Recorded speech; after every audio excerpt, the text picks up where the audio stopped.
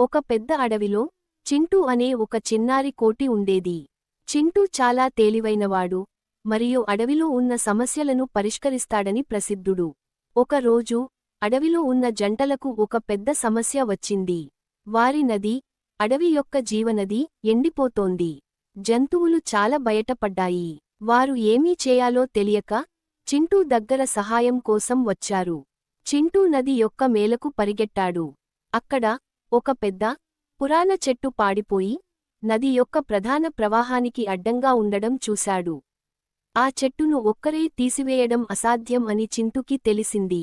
అందరూ కలిసి పని చేయాలి అని దానికి ఒక ఆలోచన వచ్చింది. చింటూ జంతువులకు తన యోచనను వివరించాడు. మనం అందరం కలిసి ఆ చెట్టును తోస్తే నది మళ్ళీ ప్రవహిస్తుంది అని చెప్పాడు. మొదట కొన్ని జంటలు సందేహించాయి. కాని చింటూ వారికి నమ్మకం కలిగించాడు. మన అడవి కోసం మనం అందరం కలిసి పని చేయాలి అని చెప్పాడు.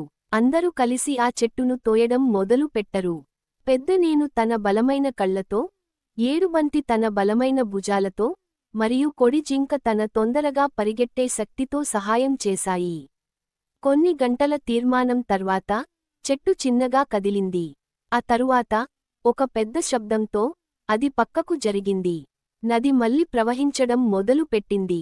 అడవిలో ఉన్న జంతువులు చింటూ యొక్క తెలివి మరియు నీ తత్వానికి చాలా సంతోషంగా ఉన్నాయి. చింటూ ఒక గొప్ప పాఠం నేర్చుకున్నాడు. కలిసి పని చేస్తే ఈ సమస్యను అయినా పరిష్కరించవచ్చు.